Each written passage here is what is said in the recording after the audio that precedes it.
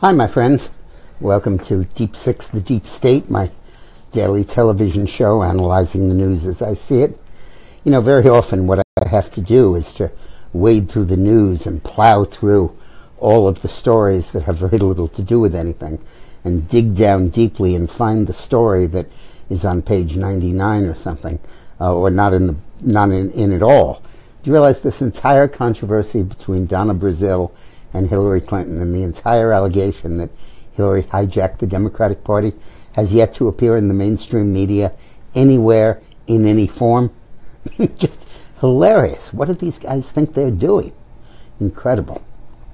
Well, today's lead story is that finally,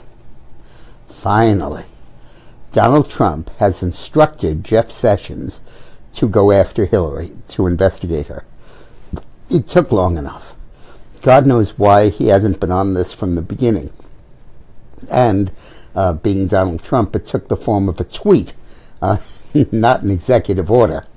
This morning he tweeted, "At some point the Justice Department and the FBI must do what is right and proper. The American public deserves it."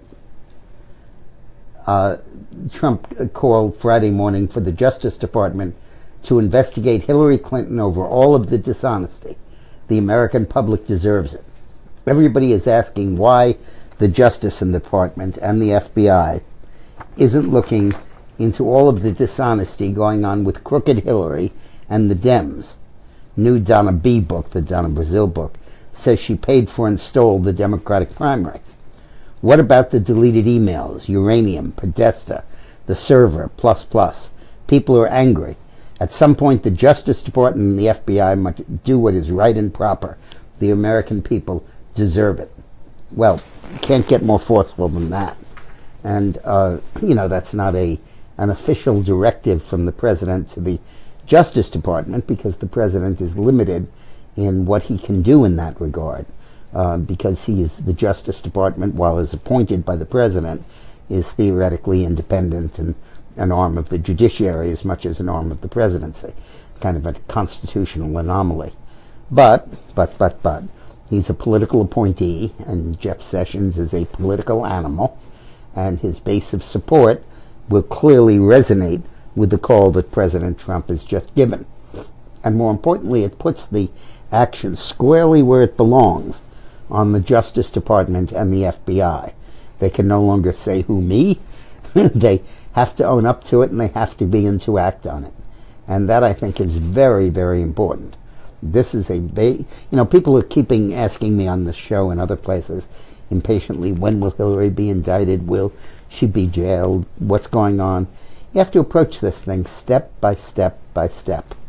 The first step was the revelation in Schweitzer's book that Bill Clinton was paid $500,000 by the Russians at the same time Hillary allowed the uranium sale to go through.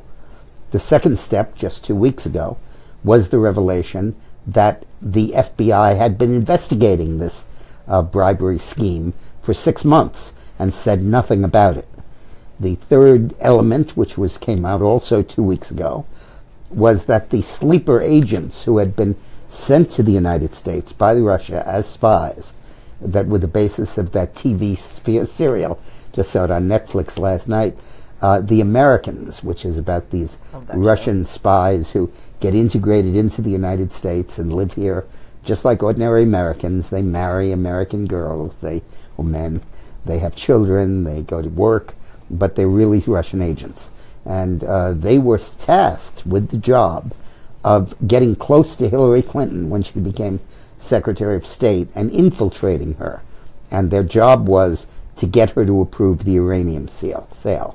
And pursuant to that, Hillary's chief donor, a guy named Alan Patrikoff, he was head of her fundraising in the Senate campaign, head of her finance committee, hired as his accountant, as his tax advisor, a woman named Cynthia Murphy, whose Russian name was something else, who was in fact one of those spies. Patrikoff didn't know it until he read about it in the paper. But that was how deeply or how far on the infiltration had gotten. And the FBI didn't say boo about this until about a week or 2 weeks ago. And then the next nail was that It turned out that the dossier that was the basis of the FBI's investigation of Trump was paid for by Hillary's campaign, making it even further suspect as an accurate source material. So all of that stuff has piled up, and now Sessions has said it's okay for the FBI agent who infiltrated the Russian uranium bribe plot to testify before the Intelligence Committee in Congress, which is a big deal, releasing him from his oath of confidentiality. And now Trump has asked Sessions to move against Hillary. These are very important developments, and there are several more steps that are going to fall into place. You got to have more senators echoing this call. The Intelligence Committee of the House has already voted with unanimity among the Republican members to recommend a special prosecutor to investigate Hillary Clinton and the uranium scandal. The Senate may follow suit. Ron Johnson and a couple of other senators have called for an independent counsel, and the more these calls mount, led now by Trump, the more significant this is going to become. I predict that there will be an investigation of Hillary. It may be by a special counsel. It may have to be. And God knows where it goes from then. But boy, she is vulnerable. So good news for us, not for Hillary. Now, there's something else that's come out in Mueller's investigation that I wanted to talk about a little bit. There's this kid, it's the only way to describe him, a 30-year-old kid named Papadopoulos, who is now the mastermind who catalyzed the meddling by Russia in the U.S. election, according to Mueller. And they got him to plead guilty to one count of lying to a federal investigator concerning a meeting he had with a British professor who urged him to go to Trump and suggest a meeting with Putin that the British professor said he could arrange through the Russian ambassador. Papadopoulos then took that and emailed a lot of people in the Trump campaign reporting this to them. Obviously, he's trying to make himself into a big shot, trying to get people to pay attention to him. I used to be where he was when I was 30. And but this time he ran pretty close to the law. And there was a meeting, apparently, with Sessions and with Trump and a bunch of other people with this kid there. And the kid talked about the emails and about his conversation. And a couple of people in the room urged him to press on. And Jeff Sessions said, "You stop right where you are. You drop it. You back off this. I don't want you getting anywhere near this. I don't want anybody going anywhere near this." And that completely killed it. It ended there. But Trump and Sessions were asked if they attended any meetings at which there was a discussion of liaisoning with the Russians, and they said no. And they forgot about the meeting with this kid. It was not one of the major events of their lives. So they have, the FBI now has something on them, I think. But the point is that this child has caused a lot of nuisance with his attention getting. And that's really all it amounts to, because there never was a meeting. The idea that the Republican presidential candidate would need the assistance of the Russian ambassador in setting up a meeting with Putin is ludicrous. You could just ask for it and get it any time he wanted to. Putin would certainly meet with him. Putin would meet with Hillary. That's how desperate he got. Now, we also have, now this whole Donna Brazile episode, that comes from a book that's coming out in 3 days. I've pre-ordered my copy. Donna's a good friend of mine. I like her, and we've worked together for many years, and against each other for many years. It's one of those old political rivalries that you meet over drinks afterwards and you laugh about. Donna's a really decent person. Anyway, her new book coming out is called Hacks, H-A-C-K-S, an apt title. And the subtitle is The Inside Story of the Break-ins and Breakdowns that Put Donald Trump in the White House. A criticism of Hillary's campaign. Literally the opposite of her book, What Happened. This tells you what really happened. I haven't read it yet, but I'm betting that it's pretty good, because Donna's pretty smart. She used to run Al Gore's campaigns, some of which we won. So Donna has, I'm sorry, do we have questions about the FBI and Sessions and Trump and all that? Well, we have a question about Donna Brazile. Well, Good. actually, it's more Hillary. Has Hillary suspended her book tour following Donna Brazile's book release news? I don't know if she suspended it. She's been commenting, and I don't know if those are speeches or tweets or what have you. Now, what Donna has done is she has said that the Bernie Sanders people were right in their most paranoid fantasies, that from day one in the Democratic primary, the Democratic National Committee, which is obliged to be neutral when there's a primary going on, tilted everything they could toward Hillary. In fact, they gave Hillary the right to determine what their budget would be, their hiring would be, what their strategy, their message, all of that stuff was going to be made in Brooklyn at the Hillary campaign headquarters. And in return, Hillary would turn over, and they would also turn over to Hillary all money that they raised and let her decide how it was to be spent.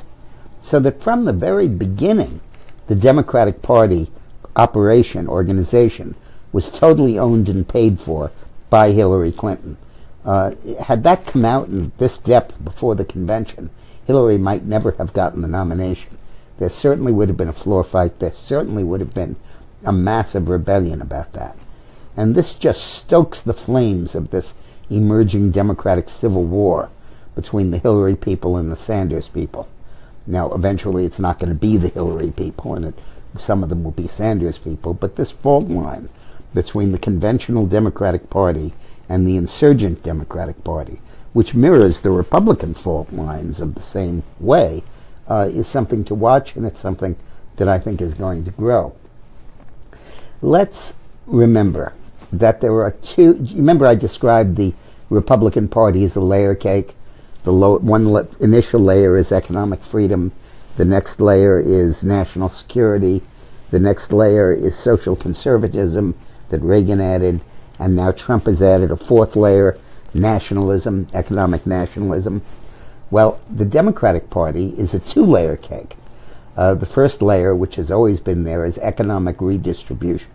Rob the rich and give to the poor. Labor union rights, collective bargaining, unions, wage levels, minimum wage, all those issues. The second layer, which was added in the 1970s, 60s and 70s, is the social layer. Freedom of choice, abortion, gay rights, civil rights, although both parties shared that and the Republicans actually did more for that. But that social element became, including environment and global warming, all became the second layer of the Democratic layer cake. And it's fundamentally, they're at issue with each other. And Hillary made the mistake of basing her entire campaign on the social issues. It was all feminism, the rights of women and girls, the gender equality, and it was all about the rights of gays and lesbians and transgenders and all of that stuff. And that became the main theme of Hillary's campaign. It was epitomized by her fundamental declaration that the best reason to vote for her was to elect the first woman president. And at odds from that was the tradition espoused by Bill Clinton, you see, which was a focus on economics. Take this back, sorry to give you a history lesson, but take this back to 1968, when Bobby Kennedy ran against Eugene McCarthy for the Democratic nomination for president after Lyndon Johnson withdrew. McCarthy was the peace candidate, end the war in Vietnam, promote civil rights, environment, and all that stuff. Bobby was the economic candidate, raise wages, reduce the slums, equality for blacks, better treatment for workers. He was the economic candidate. And that schism between social and economic was a fissure that ran through the Democratic campaign of 1968 and has existed ever since. So when Mondale and Dukakis and really Carter won the Democratic nominations in 1976, 1980, 84, and 88, they were all basically focusing on social issues, pro-choice, and all of these environmental issues, green issues. and downplaying economic issues. When Bill Clinton came along in 1992, he said, I'm going to reverse all that. I'll be for all the social issues you want, but my shtick is economics. It's focusing, he said, like a laser beam on the economy and trying to raise incomes among Americans. And regardless of whether he succeeded or not, that was his focus. That was his deal. And it was a fundamental departure from the party of Dukakis and Mondale and those guys who fundamentally were talking about cultural issues. And that divide resurfaced in the campaign of 2016. And oddly, it was Bill Clinton's wife who stole the focus away from the economic orientation that Bill Clinton had in 1992. And by the way, was urging on Hillary all of the time during this process. And it was Hillary's failure to address these issues that let these states in the northern industrial corridor, Wisconsin, Michigan, Ohio, Pennsylvania, all go to Trump after they've historically gone Democratic. The blue-collar Reagan Democrats, they call themselves, the former Democratic Union voters, were now switching to the Republicans because they were truly speaking for their interests. And the current tax cut shows that. In the past, Republicans have always favored tax cuts that benefited the rich. This tax cut actually increases taxes on many of the rich, most of them, and cuts taxes sharply for the middle class. That reflects the change in orientation in the Republican Party to American jobs, economies, and middle incomes. And that split is now dominating the Democratic Party. Yes. Mark Hill asks, do you think that Hillary or any of the Clintons are going to get charged with anything, and if so, for what? Yes, I think they will. I think that, as I said before, though, what's his name, Mark? Mark Hill. Mark Hill, yeah. Mark, patience. This process has to evolve step by step because it's a judicial process. It's not fundamentally a political one.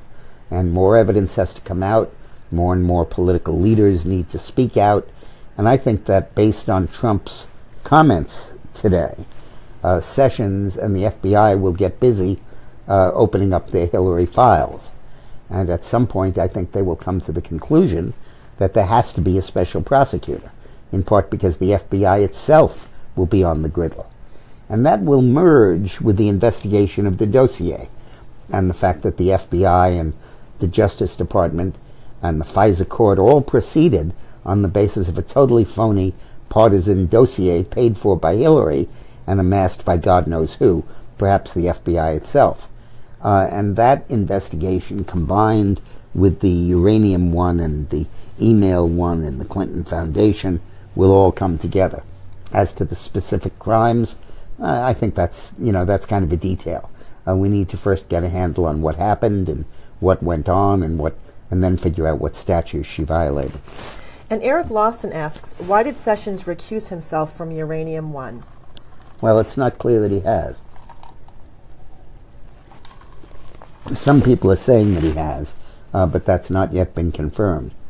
His statement to the Congressional Committee was only that he was going to recuse himself from an investigation of Hillary's foundation and emails, and of he did not say that. That he was going to recuse himself from investigating Trump and Russian meddling in the election. That had nothing to do with uranium or any of the Hillary scandals. He has not recused himself from that. He did say that he would not go after Hillary because he felt that he had compromised the situation by being aggressive against her during the election. But that was not a recusal. That was a caution, and I'm not sure that's going to continue. He could recuse himself from the whole job and would do us the favor of resigning. And Nancy Aronson wants to know, what do you know about the judge in the Bergdahl ruling? Oh, I was going to talk about Bergdahl later. Oh, okay. I'll get to that in a minute. But I just wanted to mention first that this video, like all of these, is sponsored by the Patriot Gold Group. And I made the point yesterday, and I just want to reaffirm it today, that you can't look at this Trump boom, at this marvelous expansion that's going on, without realizing that interest rates are going to go up and that inflation will go up. And that as inflation rises, if you keep your money in dollars, You're keeping it in something that is declining in value. I love it when people are so focused on stock prices. Ooh, did they go up 1% today, or half of 1%, without realizing that they're denominated in dollars, and that over the last 20 years, the dollar has lost 40% of its value. Take a dollar bill and rip it 60% of the way, and you've reduced it to that level over 20 years. And if you don't want to see your investments and your earnings continue to drop, you'd want to go to gold. Let me give you a statistic that's fascinating. The price of oil per barrel has gone from, actually I don't know what it went from. The price, oh yes, I do. The price of oil has gone from only about $2 or $3 per barrel initially to over 100, and now to about 50 a barrel. But in gold, it's the exact same as it's always been. Exact same. With the same commodity of gold that you could buy a barrel of oil in 1946, you can buy a barrel of oil today. Silver, it used to be 20 cents a gallon for gas. That meant 2 dimes per gallon. The dimes were made out of silver back then. If you took that amount and if you melted down the silver, you would have the same equivalent as 1 gallon of gas, 20 cents. Today, if dimes were made out of silver, which they're not, and you melted them down, it would be enough to pay for gas at $3.50 a barrel. That's how much gold and silver have kept their value.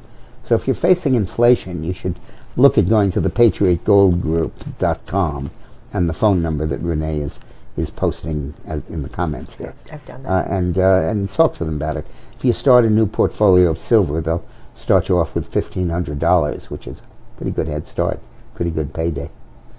Now, I want to be a little more specific and a little more accurate, frankly, than I was yesterday and the day before about the impact of this tax cut on the middle class, because it's kind of unusual and it's a little tricky.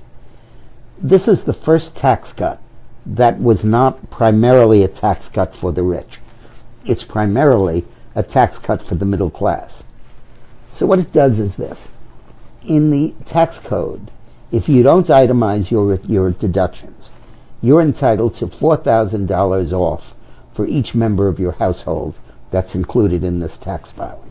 So if it's you, your wife, and one child, that's 3 people. That's $12,000 right off the top of your income.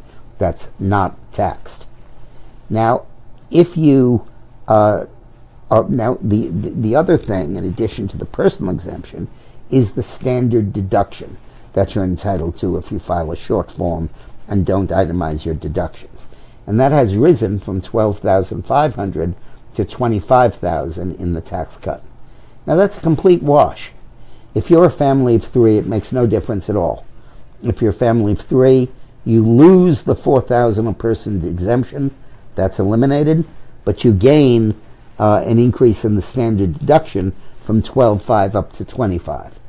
It's kind of a trade-off. It's just 6 of one, half a dozen of the other. If you have a large family, you'll lose money. If you have a small family, you'll gain money. If you're a married couple filing together or a single individual, you'll gain a fair amount of money under the tax cut. But the real difference comes in at the very end of the equation, when you figure out how much in taxes you owe, and then you deduct, under the old law, $1,000 for each child, and under the new law, $1,600 for each child. So if you take a family of 4, under the old tax code, that makes $69,000 a year. No, I'm sorry, $59,000 a year, the median income. Family of 4, $59,000 a year. They would have paid $2,200 under the old tax code. They will pay $400 under the new cut, a savings of $1,800, which isn't that much, but it's a huge amount when your income is only $60,000. So this is a tax cut that primarily benefits the middle class, and as such, it's very unusual, and it really represents a very creative economic expression of the Donald Trump agenda, and I strongly support it. Now, there are a bunch of obstacles that are going to be thrown up. Some people are going to say it raises the deficit too much, and I think that's baloney. I think experience has shown that when you raise the deficit by cutting taxes, you lower the deficit by raising revenues, and you lower it by cutting expenditures on mandatory poverty programs like welfare and food stamps and Medicaid. Because the entitlements go up when people are poor and down when they have money, they'll go down with the tax cut. And because revenues go up as incomes go up, they'll go up with the tax cut. And that's called the Laffer curve, and I think it's very applicable here. There will be some claims that the child care tax credit should be increased by more. And on balance, I'd agree with that, because that represents the most significant savings for the middle class. It should go up from $1,000 to $2,000, not to $1,600 as is in the bill. There is also speculation that they should include a repeal of the requirement that you buy health insurance under Obamacare. And right now the Senate's leadership is saying, don't give us that fight. We can't mix these two fights. And I think they're right about that.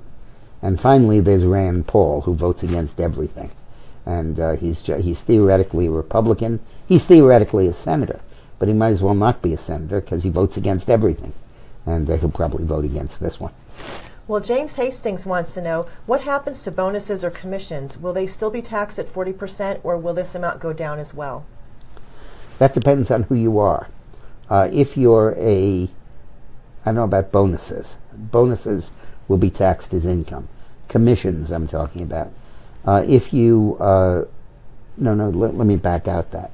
If you are a small business that works off a pass-through, which means you file a LLC or a standard or a standard S form, you report your income for your business as your personal income, and you will still be able to deduct commissions as a cost of doing business. Bonuses will still be included as income. So I don't think in any case that's going to be changed at all. And William Markham has a great question. Except, wait a minute. Oh, sorry. Except if you are receiving those commissions, the top tax rate is an S corporation or LLC will drop from 40% to 25%. So with that, it of course would decrease. William Martin wants to know, do you think the establishment GOP has to learn to include the moderates and populists in the Republican Party, even if that doesn't agree with conservative viewpoints? Do I think the establishment should learn to include? GOP has to learn to include the moderates and populists. Yeah, I think they do or get replaced by them. Now, I wouldn't equate moderates and populists. I think you're talking about apples and oranges there. If anything, the establishment is more the moderates and the rebels are more the conservatives. And I think that both parties are becoming much more ideologically defined, perhaps in response to each other. And I think the establishment Republican Party better learn to move to the right and accommodate the views of conservatives, much more than what they do now, which is to mirror the Washington consensus. Well, Adam Cole has a question. It's off topic, but in one of your lunch alerts, you had once called Al Gore one of the most gifted politicians you'd ever seen. So was Gore the choir boy of the Clinton administration, and why wasn't he the natural choice in 2004 after the razor-close election of 2000? Why was Gore never considered again? I don't think I ever said he was the most gifted politician. I said he was one of the brightest people I'd ever met. I remember thinking back then, oh, I get it. They gave everyone an intelligence test, and the brightest one, Clinton, became the president. The second brightest, Gore, became the vice president. And the third brightest, Gingrich, became Speaker of the House. But those were three intellectual giants we had at the time. He was so discredited, though, in the aftermath of the 2000 election for fighting the results the way he did and for his positions on that stuff, that he really did not run in 2004, didn't want to be a candidate. And he'd won the Nobel Prize. You know, that was a pretty good note for him to leave on, and he left on that. Now, Bannon has just met with the House Republicans and promised that he will not plague their lives. He will not go after the establishment House Republicans as he's going after the establishment Senate Republicans. And the reason for that really is that the House Republicans are much more amenable to conservatives. They're much more able and willing to be whipped into line to support conservative points of view, and they have not played a big role in frustrating the Trump agenda. They passed his Obamacare repeals. They passed his modifications of Obamacare. It was the Senate that didn't. And I think that's significant because the Democrats had been hoping to capitalize on some divisions in the House races to retake control of the House. And I'm glad that Bannon has done that. Now, I don't know if you know this, but one of the things in the tax cut is that it eliminates tax advantages for illegal immigrants. Right now, illegal immigrants in the United States can take advantage of the child tax credit when they file their taxes and can receive the American Opportunity Tax Credit, the Earned Income Tax Credit that increases their incomes by really a form of welfare. Those are now flowing to illegal immigrants, and this bill cuts that off. So in the immigration debate, this tax cut will be a major effort in curtailing illegal immigration into the United States by eliminating these two very important benefits. And I'm surprised they haven't made more of this. This is really a very important outcome of the tax cut. Now we're all reeling in horror from this horrible terrorist attack in Lower Manhattan. And we all are astonished at the diversity visa program, which set up a lottery where people that came from countries that did not have a lot of immigrants to the U.S. could bid for the right to have them. Well, I just read today that 30% of the people who came in under this program, of the diversity lottery program, come from terrorist-sponsoring countries. 30%. Iran sent 4,000, Syria sent 1,200, Yemen sent 500.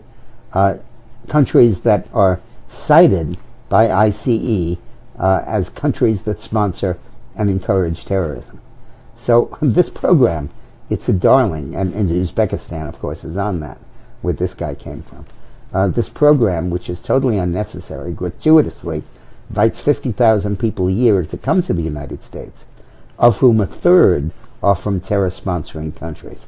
This is the quintessential democratic piece of legislation that makes you want to pull your hair out. Now, Bergdahl, and then we'll get to other questions. Bergdahl should have been sent to prison. The judge who said that he should be given credit for the time he was in the prison with the Taliban, that's like giving a thief time for the time off for the time he had to spend plotting the crime. Bergdahl is a traitor. Bergdahl defected in the middle of a war. He was a sergeant who left his post, endangering his men, and defected to the other side, to the enemy. And the judge fined him $1,000 a month for 10 months, a $10,000 fine, which means a lot because he probably doesn't have any money. Busted him back to private from sergeant, but did not imprison him. Gave him a dishonorable discharge, but no jail time. That is a mistake. We used to shoot deserters. That might have been a little much, but not to give them any prison time is a very bad precedent. Somebody asked me earlier today about the judge who decided that. It was a military judge, a colonel, and I have no background on him, but I assume a military court is fairly draconian, so I was surprised at that verdict. Well, Jackson Biggs just had commented a couple minutes ago that we need the Reagan tax cuts, then easy filing system, postcard tax return. Wouldn't that be a dream? Let me spend a minute on that. We spend as a country $386 billion a year. $billion a year paying our taxes, preparing our taxes to accountants, lawyers, and H&R Block. $400 billion. Now, the total income taxes raise about $2 trillion. So about 20% of the cost of the taxes to us don't go to the feds. They go to the accounting firms and the law firms and the tax prep people that help us do that. That is money just absolutely wasted. If there weren't an income tax, it wouldn't exist. This isn't money on audits or on keeping your books right or figuring out how to make a bigger profit. These are audits related to how to comply with the tax law. And it's insane that this spews that kind of an industry. Now, under this bill, there will be a postcard form that you can file that 70% of Americans at the moment would file, but it will probably increase to 80 or 85% will file. The days of the long 1040 forms and of hours and weeks spent in tax preparation and freaking out on April 14th, those days are going to be behind us. And boy, it's a very good idea that they will be. Michael Woods wants to know, is Paul Manafort in serious trouble and will he get prison time?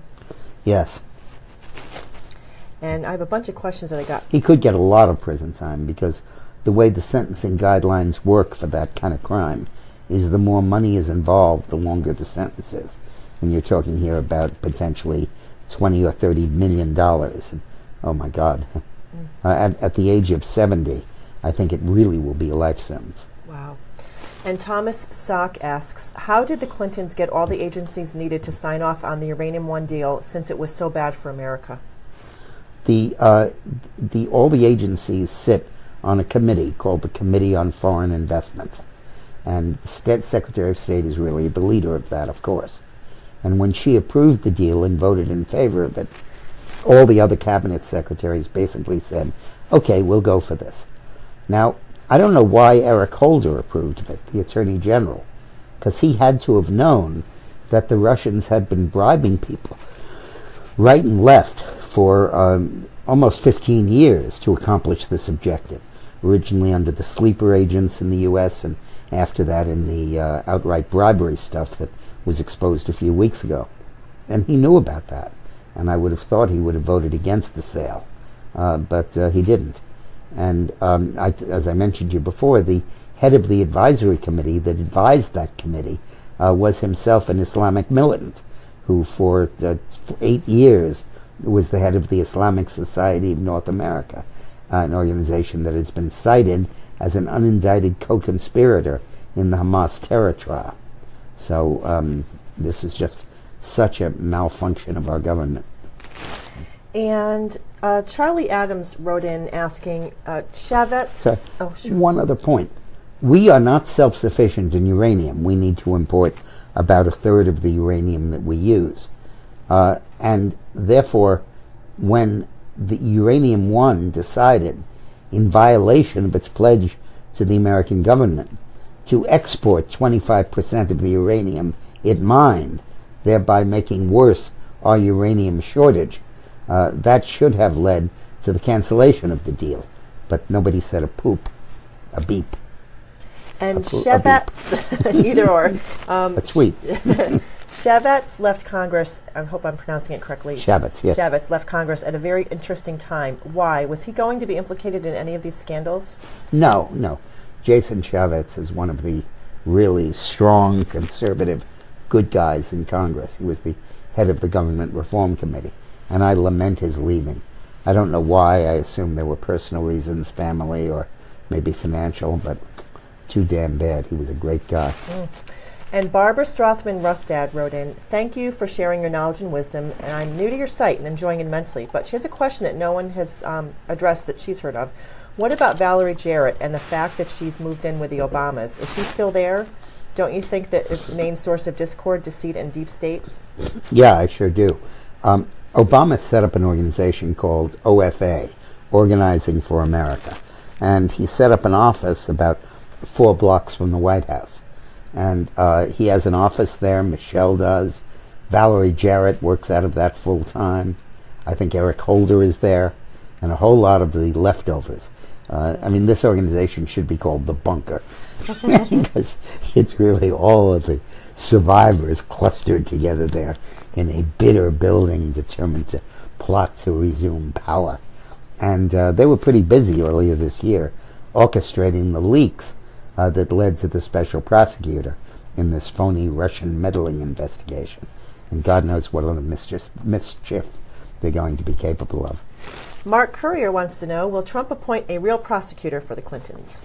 I hope so. It'll be Sessions' appointment, not Trump's, and I hope he does. I personally would love to see Rudy Giuliani, but we'll see. We'll see what he does. We all do. And Tim Kelly wants to know, is the government prepping for tomorrow's Antifa threat? Yeah, there was a threat. Antifa said what? I November forget. 4th. I don't even. I'm not really following it, but a lot of people are commenting. So. Can you write me that info, and I'll comment on it on the show. Tim Kelly, private message me, please. Okay. Gigi, I promised to look up government employees and health benefits, insurance, and I forgot. I'm sorry. If I you have can it in my remind me notes. I'll for remind you Monday. again. Yep, Good. sure. Thank you. Now, I'm afraid I don't have a Winston Churchill comment. I think I'd run out after 20 weeks. But I do have another British statesman comment that I think is kind of fun, and I'll share with you on Fridays.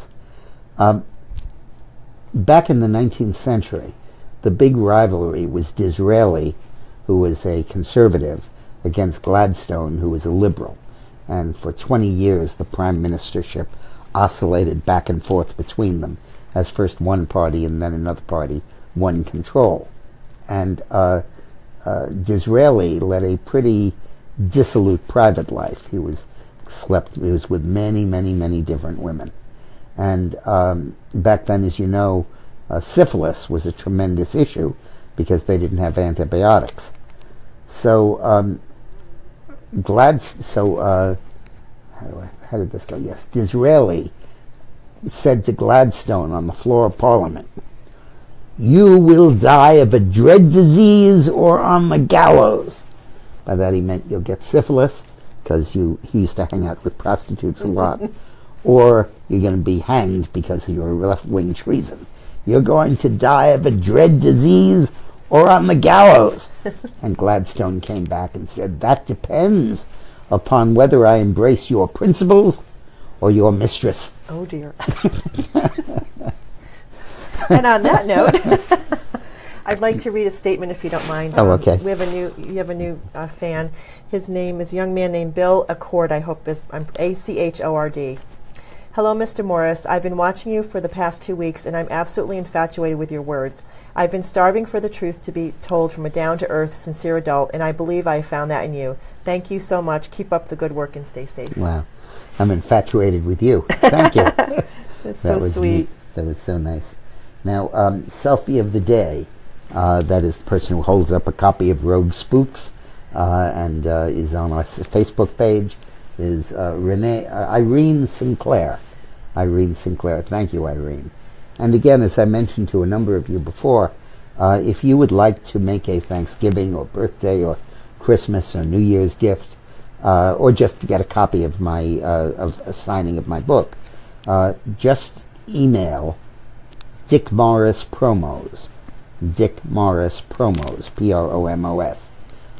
at gmail.com, and put your information, your name, your address, your hard address, and your e-address, and what you want me to write. And Renee will give me a book plate, which I will sign as you instruct, and send it back to you so you can paste it in the book. Hope you like it. Hope you like the book. Thanks for watching. Have a great weekend.